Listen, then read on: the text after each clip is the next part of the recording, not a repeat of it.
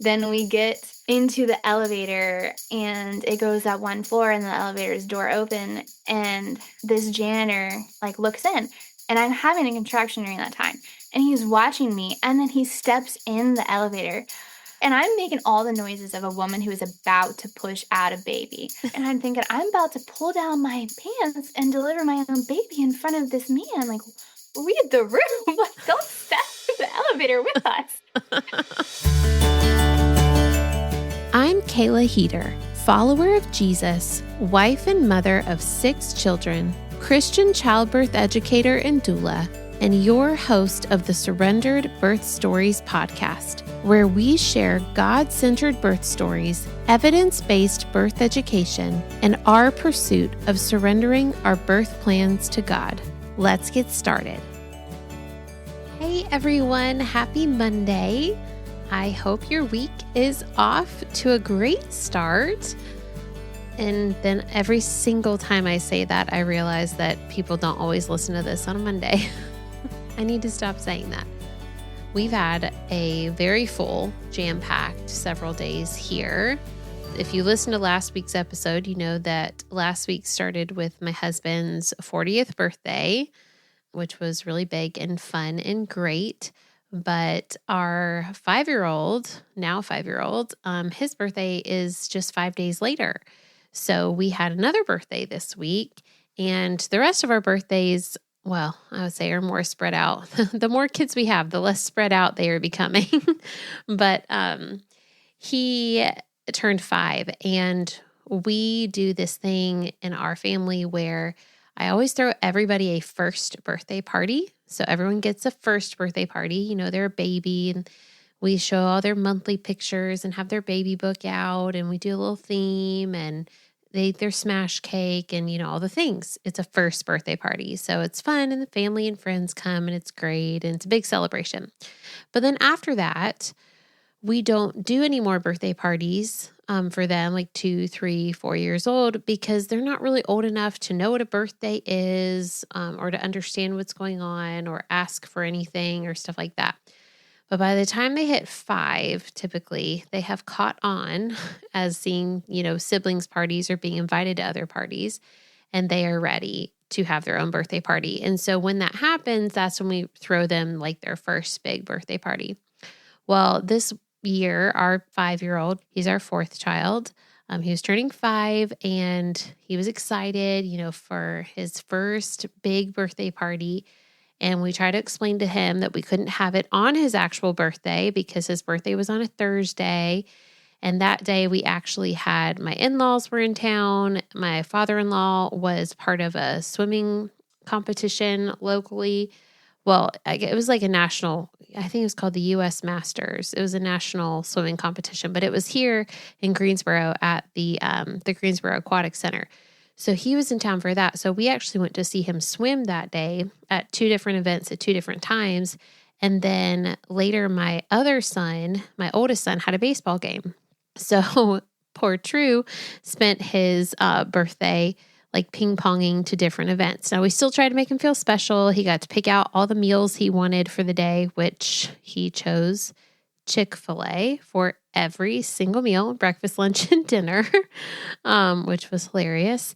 And we still had, I think he had some kind of treat that day. I can't remember. But we told him, you know, your actual birthday party, we'll do your party on Sunday. That's when your party is. That's when we've invited, you know, all your friends to come on Sunday to your party. Like that's when we're going to actually, you know, like sing happy birthday and all that kind of stuff, which we did do like a little family happy birthday thing Friday night. But anyways, well, so fast forward to Sunday today, the day I'm recording this, and rush home from church and we like get everything ready and I'm like, you know, tidying up and getting everything set out and my husband's getting the bounce house put up. And we're like prepping and running around because, you know, the party starts at 2 and I want to make sure we're ready. And I think this was honestly more crushing for me than my son because we tried to distract him from it. But only my mother and my sister and her husband came to his party. And we did have one neighbor kid from down the street who came for an hour, but he lives down the street and, walked over. But everybody else either canceled last minute or just was a no-show. And it was crushing to me as a mom, and he did fine. We tried to distract him with bounce house and here's your happy birthday donut. And here your yaya got you this present. Let's open this. And so he wasn't, as aware, but my older kids kept saying, when is everyone going to get here? When are people going to get here? I thought it started at 2. When are they getting here? And it was just, that was just hard. And so it was like there were supposed to be 15 kids who were supposed to come, and none of them came. So that was really sad. And I understand, like, things come up or kids get sick or, your baby starts crying and you're really tired and you didn't sleep last night. Like, I totally get it. And I understand that my 5-year-old's birthday party is not your priority. And trust me, as a mom, I 100% get that. It just kind of stunk that every single person, because that happens, sometimes, like, a few people that you invite who say they're coming end up not being able to come last minute for whatever reason, but this was every single person on the list. So it was just sad and I felt bad for him. And I don't think he really understood, because we kept being like, well, your big party's on Sunday.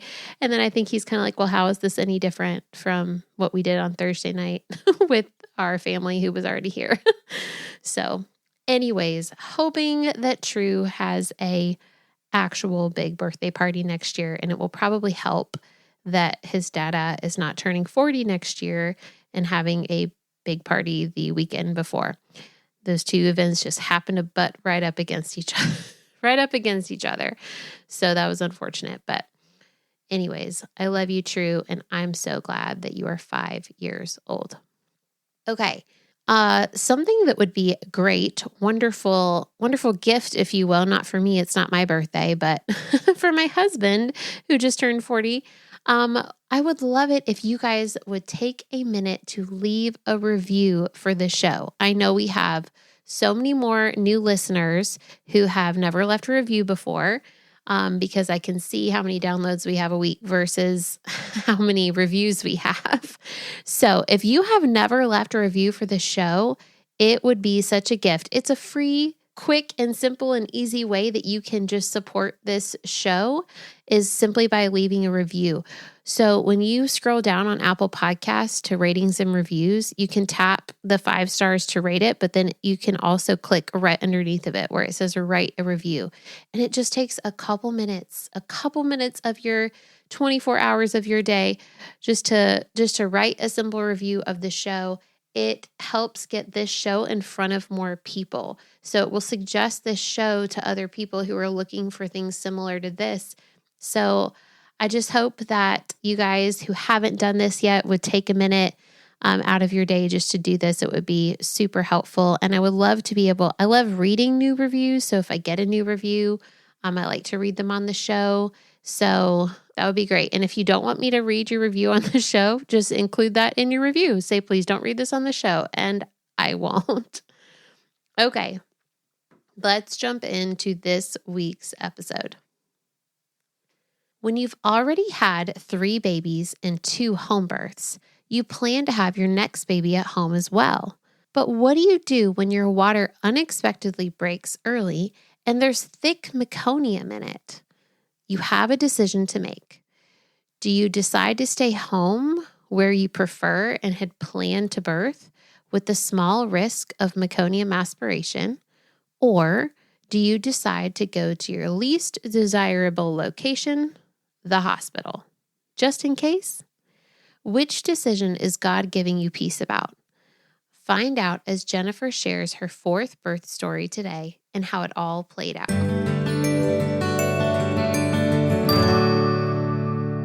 Well, welcome to another episode of Surrendered Birth Stories. I am your host, Kayla Heater, and I have Jennifer back with me today. Jennifer was actually on the podcast. She shared her first 3 birth stories on episode 58. So if you want to go back and listen to those, it's a great listen, but she has since had another sweet baby. And so she's here to share her latest birth story. But Jennifer, for those who aren't going to go back and listen right in this moment, can you give us just like a quick intro to you and who you are and help us get to know you before you start your story? Yeah, absolutely. Thank you for having me, Kayla. I'm happy to be back. My name is Jennifer, and I live in Louisville, North Carolina, with my husband and our 4 daughters. I think I said in the last one, I was like, I like cooking. My husband likes eating my food, and we're foodies. We love nature, and we're from the mountains. We really miss them, but we try to get outside as much as possible. And we love being a part of our church. Very involved. My husband's actually in seminary through our church, which is wonderful. Quite a journey. So yeah, just a little bit about me.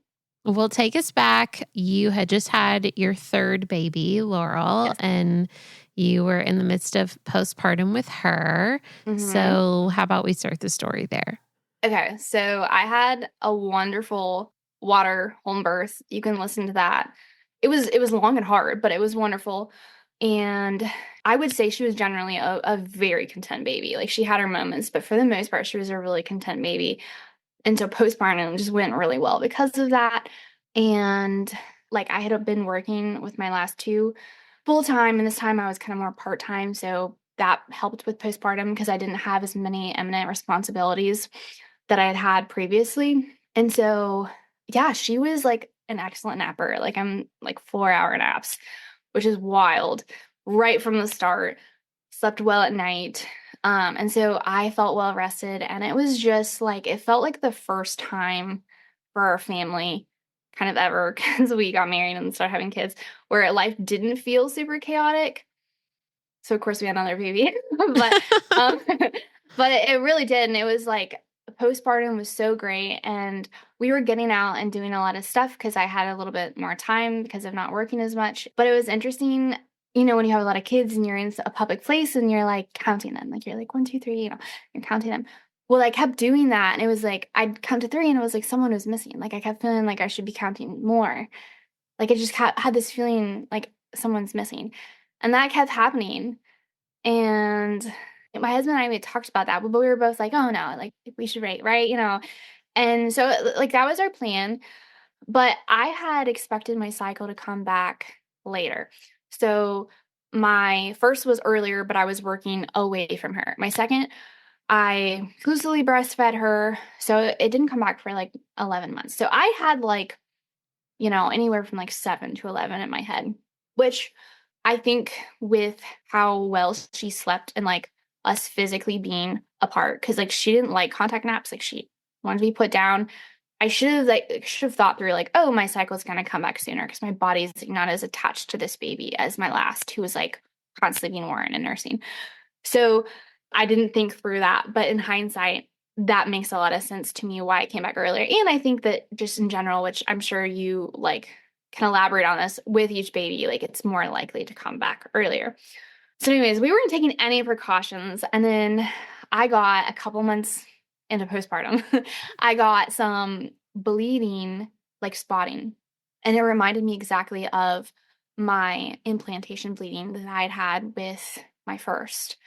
And so I like was texting my midwife about it, and she was like, "Well, it's either that or it's just your body like gearing up and like trying to have a cycle. It just like hasn't gotten there yet." And so I took some tests, and they were negative, and I think I waited like a week and took some more, and they were still negative. But because of that, I was like, I might be pregnant. It was like in our head, and we were thinking through what it would look like to have a 4th baby and what it would look like to have 2 babies like so close together. So we were already thinking through that, and it was fine. Like in our head, it was like, if that's the Lord's will, like that's fine. But that wasn't something that we were going to aim for. And so I ended up getting a period 1 month from when I had that spotting. So it was like a normal period, normal postpartum period, like the kind of heavier ones. And then I got pregnant right after that. So again, we weren't trying for a baby, and we were taking precautions, but not the like really serious kind that you take when you really don't want a baby, especially if you have a track record of getting pregnant easily. And then obviously like a month later, I found out didn't have a cycle, had some of the same symptoms that I always have. Because I was not thinking I would be pregnant, but I tested. My husband was like gone. He was at work and I took a test and I was like, oh, okay. So it was like I had the whole day where I was just like processing it. And then I told him that night and he was the same as he always is, just thrilled, like just so excited. Like we're doing this, so excited. And I felt the same way. Like there was no part of me that was like, oh no, like another baby. Like I was just like, this is the Lord's plan for us. And he not only has he blessed us with another child, but he blessed us with mental preparation in the form of like that kind of weird, whatever bleeding it was the month before. And then even just like me thinking through, like, I'm missing a kid. Like when I'm counting my kids, it's like I'm missing someone. And he had prepared our hearts and minds for that. Um, so that is just beautiful. And so we were thrilled. So how old was Laurel, your third, when you got pregnant with your fourth? So they're 14 and a half months apart. So it should have been 15, but she was a little early. You would have been like 6 months postpartum, Yeah, 5 or 6, somewhere in there. something like that. Yeah. Yeah. And then right after I got pregnant, she became like the fussiest baby. And I think honestly, all my babies have kind of gotten fussy around that like 7 month mark where they just want to eat and like want to crawl. And so the pregnancy was really hard. We were overjoyed, but it was definitely really hard. Because of your baby or because of like physical symptoms for you? I think it was both. Like I think I was still nursing her, so I nursed her all the way through. I'm still nursing her, but I didn't really have enough for her, and she'd get frustrated. But she wasn't wanting a bottle, and she wasn't wanting food, and so it was like, and she was doing fine. Like her weight gain was fine, but it was like she just couldn't get full, and that kind of always made her grumpy. And yeah, so she was fussier, and then for me, it was like I just had a hard time fueling myself to, when you're breastfeeding, you get so hungry. So it was Mm-hmm. like I had that hunger, but then I had the nausea, and it was worse than any of my other pregnancies. And I've always had really bad drainage allergies during my pregnancies, and this was the worst. And the mucus would just sit in my throat and it would make me throw up. And then I'd be like hungry because I just threw up, that I couldn't eat anything else. So there was just a lot of that. It was just really hard to like feed myself and my baby. So that was really challenging, especially like in the very beginning.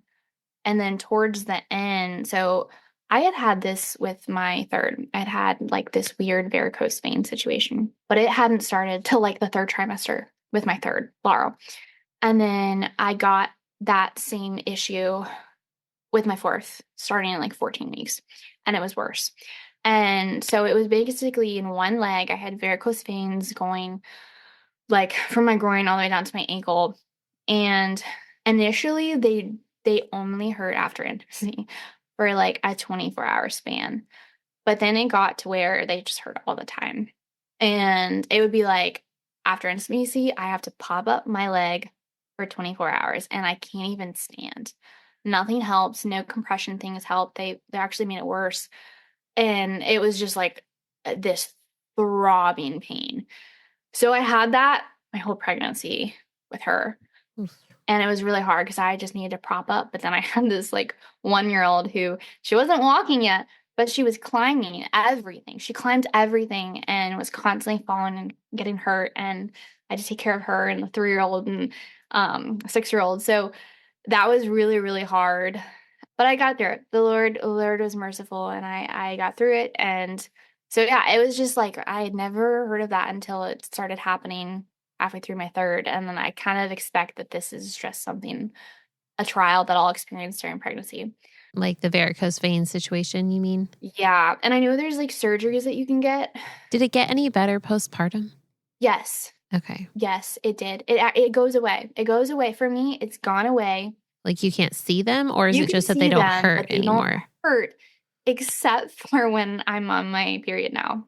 And then they hurt when you're, So weird. that's Yes. so crazy. Yeah. Because I've had 2 cycles now, and like both times, the first time I was like, why are my veins hurting again? I was like, wait, am I pregnant? And then I was like, wait, no, I'm not pregnant because I'm on my period. And then I was like, oh, blood flow down there makes my Oh, pains. And so that's, yeah. And the first time it was so bad. The second time was not as bad, but the first day I was again propping my leg up trying to take care of a baby at a 1-year-old.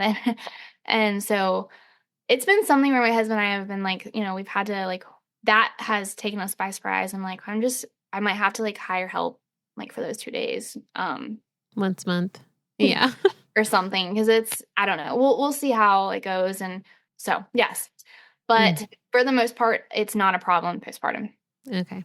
I mean, I have very similar, if not the same exact experience with the veins. And so I'm curious too, because I don't have my cycle back yet this postpartum. Yeah. I'm only 3 months out, but I'm like wondering what that Yeah. might be like. I didn't have it last time. Of course, I only had one cycle to go off of, but I didn't have it after Laurel just this time. So Okay. So then take us, I guess, to the end of pregnancy then. yeah. So the varicose vein situation, I actually got some weird relief around 36 weeks from that, just across the board relief after she dropped, which is surprising. You'd think it would be the other way around, but it was after she dropped, I had some relief, which was great.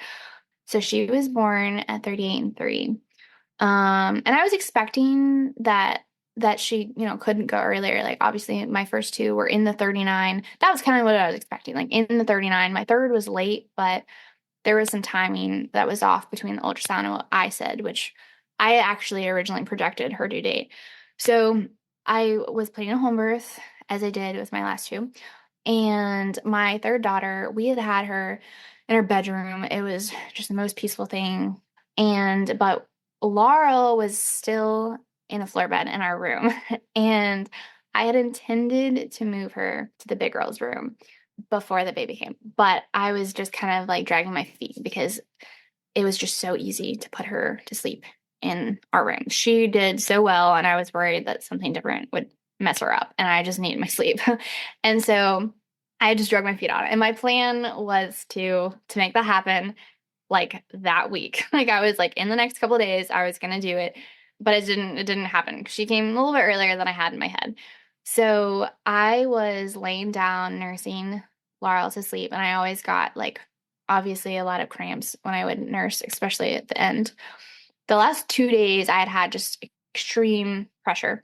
So it had just, I knew there was a good chance that it was coming. I had actually told my husband that day that it was a Sunday. And I actually told him, I was like, hey, you might want to blow up the birth tub. So we had blown up the tub literally that day.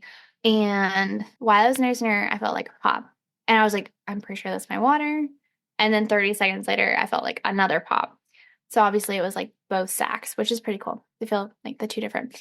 And then I felt like a gush. And so I like crawl out of bed and I go into the bathroom. My husband's already staying there. We just put all the kids to bed. This was like 8 something. I looked down and I was like wearing like a oversized shirt, and that was all. And I looked down and there was my fluid like all over the bathroom floor. And our floors are white, and it's brown. Like it was brown and then big old streaks of brown. And I was like, why is that brown? And I was like, oh no, I know why it's brown. It's not supposed to be brown. And so my husband was like, is everything okay? And I was like, I gotta call a midwife. And so I called her, and she was like, okay, send me a picture. So I sent her a picture, and she was like, I don't love that. I was like, not what you want your midwife to hear, but like I also appreciate the bluntness. And so she was like, I am gonna leave right now. And she was like, but I'm gonna have another midwife come that lives closer to you. Because she was like, when's the last time you felt baby? And I was like, I haven't felt baby since this morning. So she was like, okay, I'm gonna have another midwife come and check that lives closer to you. And in my head, I was like, I didn't think meconium was a big deal. Like it's kind of like, hey, wait, why is there this worry? But I was obviously worried. So I went in and started packing a hospital bag. She indicated that was a very big chance that we would need to transfer. And so I started packing a hospital bag. The other midwife got here like 15, 20 minutes later and checked baby's heart rate, and her heart rate was totally fine. And I knew this midwife because I'd been at births with her before, and she was very sweet, very encouraging. Baby's heart rate was good, and so she hung out until my midwife got there, and then the midwife assistant that was at my last birth too. And so I had been having prodromal labor, what I would say prodromal labor, for like a week and a half before this. All my like subsequent babies have done that. So I was having that before, but again, like not like there was no pattern to it. But after my water broke, I did start having a pattern, but it took a good like 20 minutes before I was like, okay, yeah, like they're becoming more consistent. They're picking up. Um, but I was like, okay, yes, like I'm having the contractions are becoming a little bit more intense, but it did feel like it was kind of going slow. And so once they got there, I kind of got a little bit more clarity on the concern. And essentially the concern was I was in my 38 weeks. It's not uncommon to have meconium, but typically it's a later dated baby. So like 40 plus. And then the fact that the meconium became before labor started was the concern. Like they don't know why the baby was stressed out. Because it's like, if you have it during labor, it's like, oh, labor is just stressing out this baby. It's okay. But in this situation, it was like, well, labor hadn't really started. Like, yes, I'd had like some contractions, but like nothing consistent enough to stress out a baby enough for meconium, especially a 38-week baby. So it was like, why is there meconium? And she really harped on it being like a 38-week baby versus like if she saw us in a 41, it'd be a totally different situation. Also, with her not with labor, like not really starting, me not like being dilated, there was obviously an increased risk because baby was not really in the birth canal, an increased risk, which always exists with meconium. Still not something to worry about, but like an increased risk of her aspirating meconium. So if it was just meconium when I was already in labor, it wouldn't have been a concern. It was the fact that I hadn't been in labor and there was so much meconium and it was thick. But it was like, hey, let's just monitor things and see how we go. And essentially, how it was put is like, this baby doesn't come very quickly. We need to transfer. So it was kind of like, hey, let's give it an hour. Let's see how labor is progressing. And I was like, she gave me a cervical check and I was presenting exactly how I did in my third birth story, which you can like reference that, like where essentially baby is like not in a good position and not lined up on my cervix. So in my mind and everyone else's mind, it's like, oh, this is going to take longer. So I'm probably going to need to transfer. And again, longer in the womb means more chance that the baby would aspirate.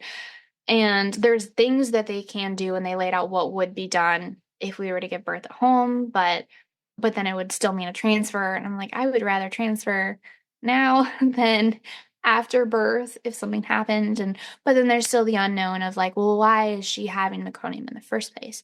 And we continued to monitor her heart rate, and it was good. But then there continued to be fresh meconium as the fluid kept coming out. Oh, okay. So it wasn't just like a one-time Yeah, thing. yeah. It was like, why is there fresh meconium? And of course, we weren't doing constant monitoring, so like we don't know if there was, but yeah, there continued to be fresh meconium. And it was like that's fresh. Like my water would have like drained. Like it was clearly like new fluid as the fluid regenerates because at this point we were hours in. And so after reviewing all of that and thinking through it, they stepped out of the room. And the first midwife had left by the time we made a decision, but she had been there for a while and they had all talked. And my midwife was very encouraging that, like, she had a good, clear plan for if we transferred, what that would look like. And she has trustworthy people that the hospital we were going. And she was like, you've birthed in the hospital, like you know how to do it. And but the decision was on us, and so they stepped out of the room, and we sat and prayed. And my husband was very much like kind of whatever I felt was best because he knew that I knew more about this than he did, but he was just very supportive. And we both prayed, and I said, I think we should transfer, and he said, I think that's a good idea. And so Were you in active labor at that point? I was, yes. And it actually like they had stepped out of my house, like into the front yard, had a little powwow. And this was right before I made a decision. And during that, it kind of just took off. And it was like, okay, this is really picked up. Like I was like starting to like vocalize and everything. And what time of night was this now? One something. In the morning. Okay. Yeah. And then so they come back in and then we're like, okay, well, things are picking up. So if we're going to transfer, now is the time. Like we need to make this decision and we need to do it now. And so I was like, let's go. And so I had been doing sideline positions and specific things at that point, like while we were praying. Before that, I had done some more upright specific positions, same as we did last time, try to get baby in a better spot. And then I had done the sideline. And then I stand up to start finishing packing, and it just got so much more intense. And, like, I was, like, had a contraction in my kitchen island, and I was like, "Okay, I gotta walk upstairs," and I, like, take, like, 10 steps, and I was like, "Nope, nope," because like, the kids were asleep upstairs, and then we get everything ready, which that was chaotic because it really just took off, like, back-to-back contractions once I stood up. And then I start having, like, the grunting noises, and I look at her, I was like, "Am I gonna make it? Like, I don't know if I'm gonna make it." And, and so she gave me another check, and she was like, "I think you'll make it," because baby's still not perfectly lined up. She actually really couldn't even get, like, a good read. She was, like, probably, like, 6, but because of the positioning, she couldn't get the best read. But I know from experience that I typically transition very, very quickly. And so I was like, "I don't know if I'm gonna make it, but we're gonna do it." And so the plan was for my sister and my mom were both there, and they were gonna stay with the kids. And my sister, I wanted her at the birth, but she was still nursing my niece. And so I knew that, like, if my daughter Laura was, like, really having a hard time, she would be there because she would a lot of times wake up. We had gotten her to where most nights she slept through the night, but sometimes she'd wake up and it was like she would only calm down at like 3 a.m. if she was nursed. And I was like, if tonight's one of those nights, I will feel better if you are here and can just take care of her for me. So she stayed, my mom stayed, and both midwives came and they were in the car behind us. And the midwives were like, "Elijah, if she starts to push you, like pull over. Like, don't try to go faster, just pull over." But I had to like a little bit of a break during the car ride, which I had a contraction as I was getting in. I was like, "Oh, this is why I tell people to just give birth at home. This is terrible." But then I had like a little bit of a break in the car ride, and it's like a 18-minute car ride, which I should have had so many during that time based off like how quickly things were going. And it was really sweet. Like, my husband and I were just in the car together, and I was like, "This is the right decision." And he was like, "I think so too." And we prayed for the baby, and, like, it was just kind of this sweet moment where we were just driving to the hospital, and it was like, this isn't what we wanted, of course, like, we didn't wanna go to the hospital, but we could feel the Lord just that was the Lord's plan for us, and we were very at peace with that. And then we get there. There was this, like, whole debacle with, like, because this was at, like, 2, and so there was, like, a whole debacle with parking. The valet wasn't there, and so it was like, "What do we do with the car?" And the midwife stayed with the car, and then, the valet stand was like, no one was there, and I had, like, the strongest contraction, like, over the valet stand. I was like, "I'm gonna give birth right here." Like, I was, like, thinking through, like, I don't how far am I gonna make it? And then we get into the elevator, and it goes up 1 floor, and the elevator's door open, and this janitor, like, looks in, and I'm having a contraction during that time, and he's watching me, and then he steps in the elevator, and my husband and I look at each other, and I'm making all the noises of a woman who is about to push out a baby. I am not quiet. And my husband and I look at each other, and I'm thinking, I'm about to pull down my pants and deliver my own baby in front of this man. Like, read the room. Like, don't step in the elevator with us. Um, and then he presses the elevator button for, like, the next floor, and it literally felt like forever, like, the door's opening, and then he, like, goes off, and he's got his little mop bucket, so it's just so slow. It's like, I'm about to have this baby with the elevator. Whether you are pregnant with your first baby or wanting to have a different birth experience for a subsequent delivery, this is the fully comprehensive Christian childbirth course for you, the Surrendered Birth Course. With over 10 years of experience as a childbirth educator, a birth doula, and having had 5 kids myself, almost 6, I have created a course fit for every mama out there who wishes to be fully informed on all things pregnancy, labor, birth, postpartum, and breastfeeding, while remembering to keep Jesus at the center of it all. Our God created a beautiful design for birth, something to look forward to, and not something to be feared. Not only will this course get you prepared for your birth, but it will also get you excited for it. It will answer questions you never knew you had and teach you things you didn't realize were so incredibly valuable and central to the entire birthing process.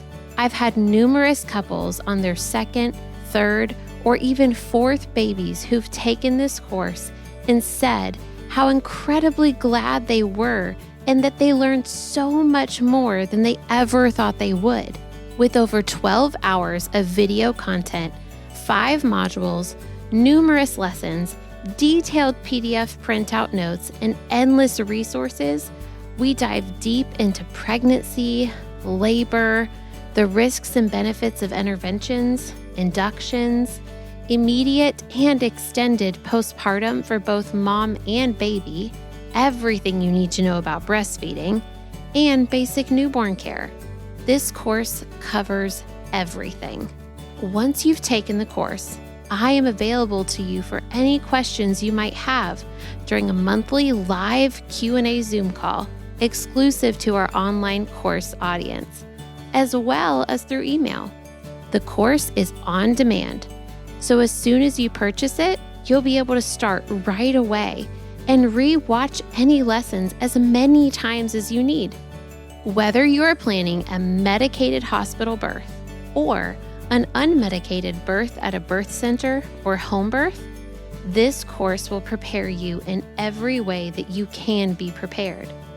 While I understand the desire to take a specific hospital or home birth course catered to your specific birth plans, birth doesn't always go how we plan. And having the knowledge of how birth can go in other environments outside of our plans is essential. Most importantly, I will help you to surrender these plans to God. And in return, the Holy Spirit will provide you with the peace that only He can give. For more information on the course, to read testimonials of others who have taken it, or to sign up for the course, just click the link in the show notes.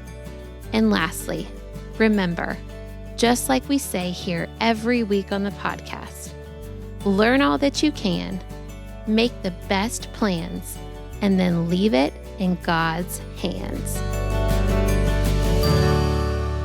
We go to the front desk and they check us in, and we were clarifying like fourth baby, yada yada.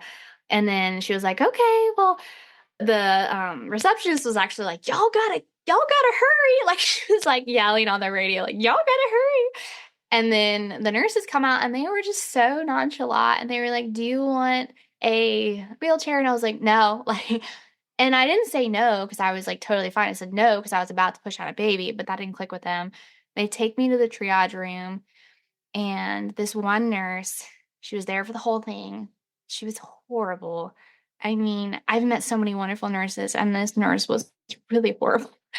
And she was like, okay, I need you to take everything off and put on the robe. And I was like, no. And she was like, she asked for a urine sample. I did agree to that because in my mind, I was like, I need to get out everything I can because I had issues like the last time with my uterus not being able to contract because of that. And so I was like, okay, I agreed to that. And then she was like, I need to give you a cervical exam. I was like, no. She's like, okay, I got to give you an IV. No, I need you to sign this. No. And that was all I could get out. Like I was in the thick of transition. Like that was all I could get out. And she was so angry. She was so angry. Every time I'd say no, she just angry type and then look at me and then angry type. She was like across the bed. I was standing. Like I had just walked in the door, just like stood like holding on to the side of the bed. And so she I declined all the things. I did accept the monitor because I was like, well, I haven't heard her in a little while, and there was some weird stuff going on. And then she was like, well, I have to give you a cervical check, so we need to know how quickly to move. And I said, we need to move quick. And she just stares at me, and she's so mad. and she kind of looks at my husband, and we're all just looking at each other, and she goes to angry typing. And then I said, "Get this off me." I ripped the monitor off. I lifted my right leg onto the bed, and I reached down and I caught Blair Oh my standing in gosh. the triage room by myself. Way to go. I don't really know what she did because I wasn't looking at her, but my husband was like, she was freaking out, like trying to get on gloves real quick because she was just typing, just angry typing. And I like her head was out, and like actually as I look up after her head was already out, and the midwife was actually walking in, not my midwife. They were in the lobby, but the hospital midwife, she was like, "Oh, we're having a baby." And I was like, and then I like delivered the rest of her body like later. And I'm so thankful that the midwife walked in then, because the nurse was just freaking out, just aggressively rubbing her. She came too fast. She came too fast. She kept saying that.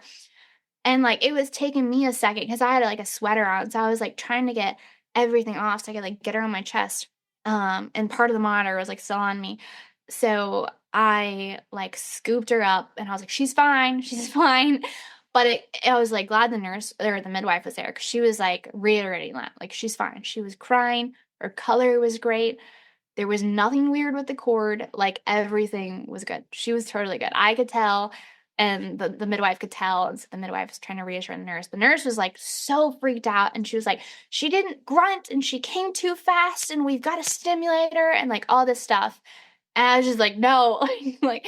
And so I scoop her up and I got her on my chest. And then my husband like came up behind me and was like trying to help me onto the bed. And yeah, that was as she came to the world. I caught my own baby standing in triage. You were standing and caught your own baby. That is so impressive.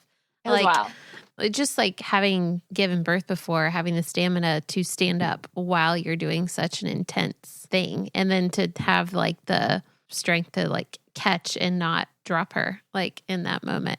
Well, it's just wild because this birth was the quickest. This She was born at like 2:32 or something like that. So I think it was like around 5 hours and or a little less. It was the quickest and it was by far the easiest. Like, and I was so nervous. Like my husband and I had even talked about like, what if we transfer? And I was like, I don't know if I can birth on dry land because I had like my Water last two babies births. water birth. And I was like, I don't know if I can birth on dry land. And that thought did not even cross my mind. There was not even time because she came so fast. Like there was no pushing. I did not push. Like she just flew out. And it was very simple and very easy. Like there was no period of exhaustion. There was no period of like that out of body experience that you can experience during transition. There was no like, I don't think I can do this. None of that, which I have had that before. There was just not time. And because I was like in an environment that I did not plan for, my mind was like fully rolling. Like I was in like protect my baby mode. I'm gonna do this myself mode because I didn't necessarily, other than my husband, like trust the support that I had there. Like I didn't really have a reason to, honestly. Right. It was the easiest birth, like the actual birth, like by far. And just like what a gift from the Lord. Like it's just wild to think back about, like, yes, I transferred. Yes, things felt chaotic at the end of the labor and even like the beginning. And that wasn't what I wanted. But the Lord was so merciful and just giving me an easy labor. And it was empowering. I mean, I caught my own baby in the hospital. So yeah, I mean, like aside from the chaos, it was actually a really, really good birth. So yeah, that was how little Blair came into the world. And then I just laid on the bed and had her there with me. And I tried to get her to latch, but didn't quite do it right away. But we did get a latch like a little bit later. Honestly, I'm like trying to remember. I think that like I definitely waited, and the midwife was good. Like she was really good and very respectful of my desires. Like she understood that I didn't want to be messed with unless you asked if you could mess with me. And like same with the baby. Like she got that. And she knew my midwife, like not personally, but she knew of her. because another, like one of her good friends that was actually a midwife there too was one of my midwife's clients. So she knew who she was. And she actually was like, I want to go meet her in the lobby. And so she obviously had like a lot of respect for her and she knew that like I wasn't just some random person uneducated with like no care coming in there. Yeah. Um, so that was great. Like she kept like verifying everything with me. Like she's like, okay, like, we're gonna go ahead and cut the cord and like letting me look at it and like clearly see everything is not pulsing. And that was a while. Like we waited a while. The nurse was like wanting to do it earlier, of course. And like 5 minutes after I gave birth, she's like trying to do all the things. And like she was like, hey, we gotta do ROGAM now. And I was like, well, have we tested her blood? Like, what is her blood? And she was like, oh, well, we haven't done that yet. And I was like, well, you're not gonna give me ROGAM unless you can tell me what her blood type is. And then we'll talk about it. I wasn't gonna do it anyways, but I was like, don't even offer it unless you know what her blood type is. And Right. she just looks at me like, who is this woman? Who is this educated woman who's Like walking in what my is she door? think she's doing? And then, like declining all the other things, and she's just so angry. And in hindsight, my husband and I, we both wish that we would have asked for like a charge nurse and asked for her not to be in the room anymore. She was that bad. Um, but I was like, oh, we're in triage, like we're gonna get to recovery and like I won't have her and it'll be fine. But that wasn't what happened. So I started having like more bleeding than ideal while I was there and I was just laying there and Like after your placenta was out. yeah, there was no tugging on it, like it was delivered naturally. But then after I started having more bleeding and then so I just like declined all the things. Like they were like, you're bleeding too much, you're starting to hemorrhage. I was like, no, I'm fine. I just declined all the things. And then eventually I was like, okay, I will accept Pitocin because I didn't have an IV. So they gave me like a shot in the leg. Then it honestly did nothing, like at all. And so they left and we were in the room by myself. And then the monitor starts going off. What monitor? Like the blood pressure monitor. Okay. I look over and it was like 77/40. That's really low. Please get me flat. Like I was like, I need to be flat. And they didn't come in for several minutes. And so he's like texting the midwife and like telling her, and like I can feel it and it's just coming. Like the blood is just still coming. And then they come in and then they're kind of freaking out. So I was like, I need to get to the bathroom. I need to try to go to the bathroom because like my uterus was like not really contracting. And I was like, I need to try to go to the bathroom. And they were like, no, like you can't get up. And I was like, this is my only shot. Like I need to do something needs to happen. And so I tried to go to the bathroom. I could not get anything out. And I barely made it there. And they ended up laying me down like on the bathroom floor because I was like on the toilet and I was like, well, I'm going like someone. And so they laid me down on the bathroom floor. And then the midwife like came because that was the nurses. The midwife came and then I can feel it and I'm just like still bleeding and like blurry vision. And she was like, I know you really don't want to. She was like, but you've got a beautiful, sweet baby that needs you to care for her and needs you to hold her, and you've got to care for yourself. And so I ended up agreeing to like a rectal deposit, a side attack, which unfortunately I had like read all of the, like, I'm a birth nerd, so I knew the side effects of that. I knew all the bad things about it. And I was like not happy about that at all. And we actually tried a catheter before that because I was like, maybe that'll help. Like I was just like, let's try all the things. And I actually missed a funny part. Before they came in after the monitor went off and it was like 77/40, I was like, I have blue cohosh in my bag. Like I threw it in there just in case. And so I was like, asked my husband to get out. I was like, I'm gonna take some blue cohosh. But then the dropper was broken. So I was like, I'm just gonna take a shot of this blue cohosh. Oh gosh. So I was like trying to take a shot and they like walked in as I was doing that, the crazy nurse, and she's like, this lady is crazy. Uh, She's like, what are you drinking over there? she literally just rolled her eyes. And then once they got me to the bathroom, I had asked my mom to bring this very specific magnesium to the midwives of the hospital so they could get it to me. And this magnesium saved the day after my third when I could not go to the bathroom. Like I needed to get urine out. And I took this in some tea after my third and it saved the day. After like trying all the things, I was about to get a catheter. So I was like, I need that magnesium. And so this lady walks in like from the receptionist, and she was like, I was supposed to bring this to you. And I was in the bathroom floor at this point. And I was like, oh, yes, yes, yes, I need that. And it was the magnesium is in a growler bottle, like a brown growler bottle. And the nurse's face was just like, this girl is too much. Like, and I was like, I need a cup. Somebody give me a cup. I need some of that. But that was, unfortunately, it was just kind of too late. And I was like, I need to, like, I knew that I was like, if I'm gonna get off this bathroom floor, like I'm gonna need to some more intervention. So I accepted the Cytotec, and then I ended up getting an IV. And the Cytotec is when everything like actually stopped. Like that is when the bleeding subsided. Pitocin just really didn't do anything for me. And so, I like my husband was just holding the baby the whole time, which was great. But they didn't really tell him what was going on in the bathroom. And so that was kind of frustrating. But at one point they were like, oh yeah, your wife passed out on the bathroom floor. And he was just like, why did you guys not tell me? But which I didn't pass out. I was just about to. And so I get back to the bed, and I ended up being in the triage room for like 4 hours, just because of the bleeding and just not being able to get that under control. And I wanted to go home. Like I was like, I'm gonna go home right away. Like that was my plan. I was like, I'm just leaving right away.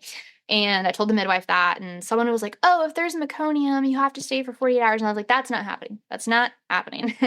And I was like, well, let me just get to recovery. Like, I'm not gonna leave from triage in the shape that I'm in. And I was like, I need some food and probably a little bit of rest. So we got to recovery, which was great because then my baby or my midwives were able to come up and see the baby and see me. And that was just so comforting. And then we were actually able to get some pretty good rest, like in the recovery room. I think they probably had something on a file that was like, don't mess with this girl.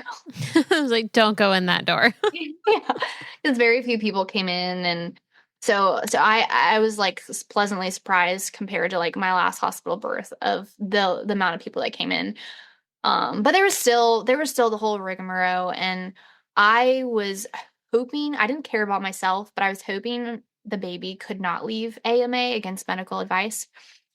And so I was like conceding to certain things so that she could, like, for example, they want to test me for certain STDs so that they can sign her off that she's good to go, like that she doesn't have those. And so I agreed to a blood test for those so that I could leave for her, not AMA. And they were like, yeah, we can rush those. Like, you'll get an answer back within like an hour or so. And I was like, great. Yeah. And then after like several hours, it was like, oh, well, actually, that lab tech is not going to be here till tomorrow. And so I just told the pediatrician, I was like, respectfully, like, I know what the answer to that is. So I'm not going to go against our wishes and desires to go home now just because we're waiting on that. And she was like, I can respect that. So we ended up, both of us, later in the afternoon, leaving AMA, both of us. And for me, it was obviously because of the bleeding, I declined a blood transfusion. And then for baby, it was purely just because they didn't have those STD tests. So, and I wish I would have just done that from the start. But again, the Lord's grace, he knew that we needed rest and we were able to get some rest. And once we got home, my 1-year-old was like screaming her head off, and like it was like kind of chaotic. And so I would not have gotten the rest at home. So again, the Lord's plans are just so perfect, and it's been so cool that although it was like we didn't need to go to the hospital, she was totally fine. We're so at peace with it because we see the Lord's hands just through so many things with the birth. So yeah. And then we went home at like, I think it was like 5 or like 4:30, and the girls were so excited to meet her. And yeah. And then we took care of the big girls and cuddled up and went to sleep, and it's been a great postpartum. So yeah. So, question, well, if someone listened to your other stories, they would have known, but you didn't have bleeding like that with your last couple of births, right? right? I did have bad bleeding, but not not that bad with my first, which is at the hospital. So my husband and I, like, we talked it through, and I was like a little while after, and I was like, I don't think that I would have bled like that at home. And he was like, oh, of course not. And he was like, I felt like I was hemorrhaging and I didn't even have a baby. He was like, it was just such a stressful situation. And because after she was born, all the people came in Yeah. and it was so cold. It was like frigid cold. I was shivering. And so, which obviously you do that after birth anyways, but he was freezing. Like it was just a very cold room. It's just, all the things that you don't want to have optimal hormones after birth. Yeah. um, the bright lights, the people you don't know, the angry nurses. So, and then she didn't latch right away. And so all of those things. So again, it's an interesting thought of like, I'm at peace with it, but I know that things would have been different for my bleeding at home. And I hear so many people like, oh, like I can't do a home birth, or I'm afraid to do a home birth because I hemorrhaged last time. And I want to be like, what did that situation look like? Right. And because for me, it's like with both my home births, there was no like difference in the hospital births that would have made me hemorrhage. Like even the fact they were close together, I've heard people say that, but I've heard midwives be like, no, no, no, that's not true.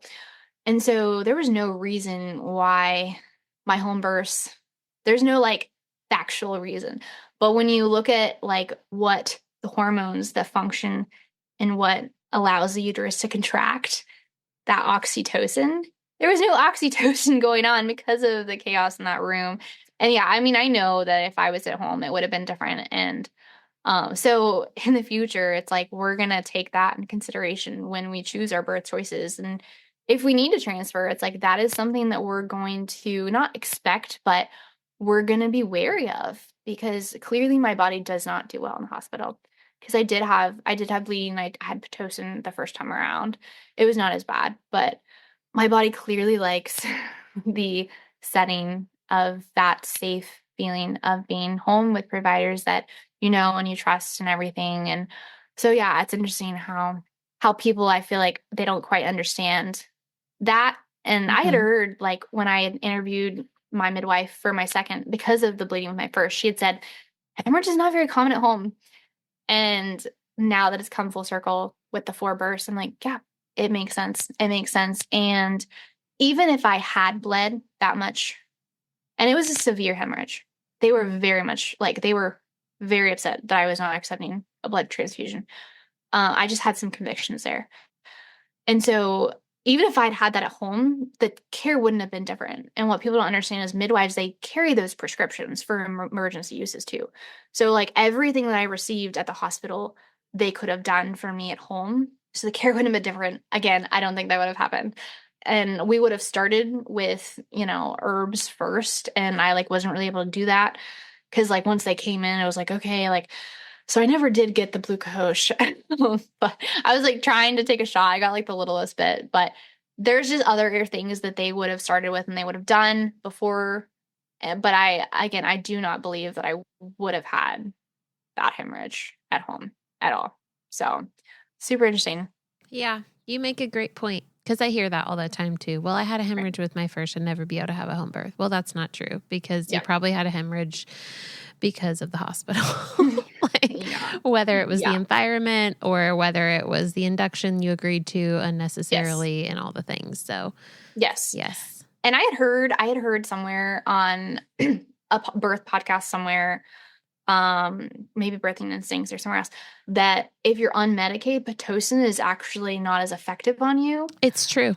It's true. It's So, actually, so yes, you're correct. If you have an unmedicated labor and an unmedicated birth, and then you try to give Pitocin, it actually increases your risk for hemorrhage. mm-hmm. Whereas if you had a medicated birth, you were probably already on Pitocin, then a lot of times Pitocin can help stop a hemorrhage or prevent a hemorrhage because your uterus isn't working naturally Mm-hmm. anyways. Mm-hmm. And then like it makes sense with Pitocin like being a synthetic hormone.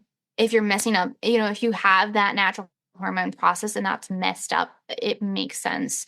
And so my midwife, I kind of like was like talking through everything with her, and she's like, yeah, like that's, I found that usually Cytotec and Pitocin in like a severe hemorrhage that has to be treated, which is again so rare at home, so rare. Well, like we're talking like my midwives had like thousands of babies delivered at home, and like one mom is transferred for a blood transfusion. Like so rare. But I won't go off on that tangent. She was saying that those combined are actually like very effective, whereas Pitocin by itself is not as effective, which I just thought was interesting. But again, like she would have been able to do all of that at home. So there was no real reason why we needed to be at the hospital other than a little bit of rest. But we're at peace with it. We see the Lord's hand all over all of it. And I think so much of it is like, we're not owed an explanation from the Lord for every decision that he makes for our lives. And it's like in my brain, I've for a long time tried to like rationalize, like, why did we go? Like why did the Lord take us there? And it was very clear, like we were so at peace with that decision, and we still are. But it was like, it would have been so much better to be at home. And it was like, why did the Lord bring us there? And then it's like, you know what? We're not owed an answer on that.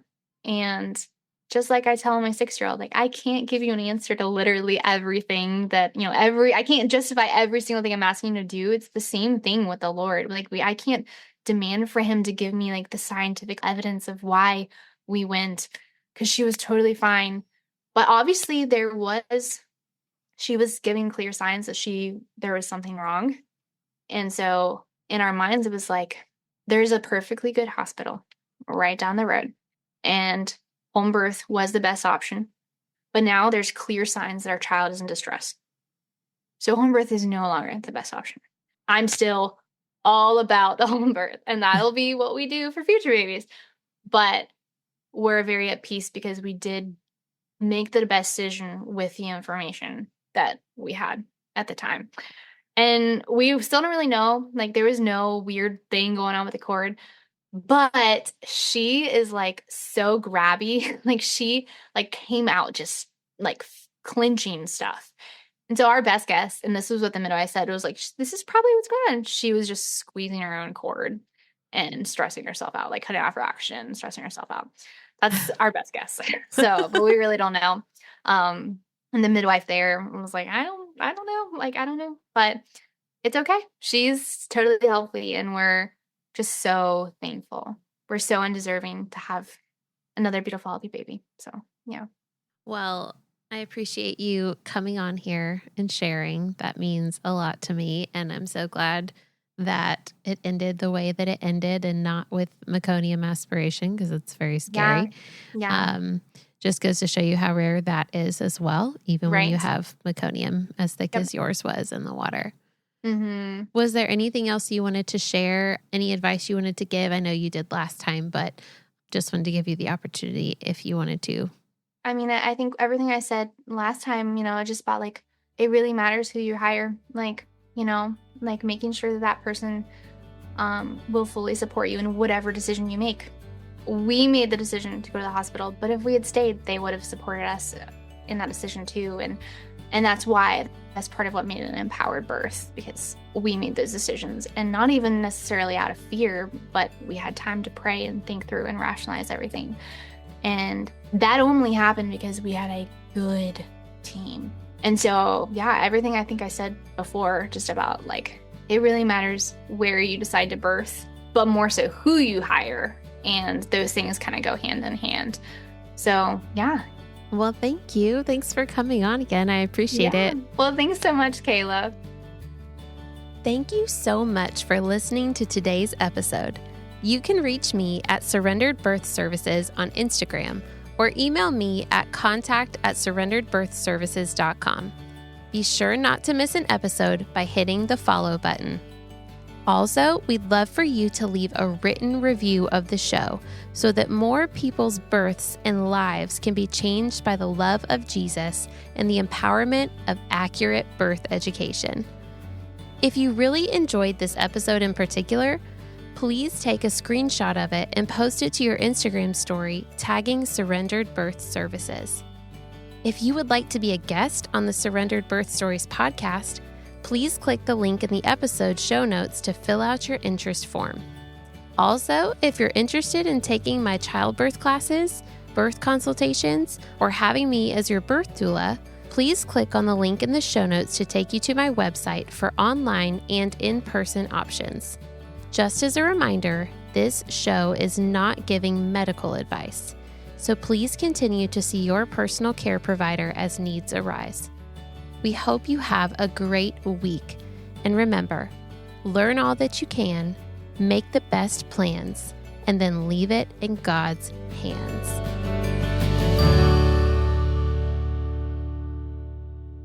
This is random, but is your hair darker right now? Or is that like the Probably light? the lighting, but it has gotten really dark. I was blonde as a kid, and then with each baby, it's just gotten darker. And it's I'm funny. like, I swear your hair was blonder. Like, yeah. I'll still like, refer to myself as blonde, and then people will kind of look at me, and I'm like, well, I'm not anymore. I think of myself as being blonde, but I'm really not. It just keeps darkening.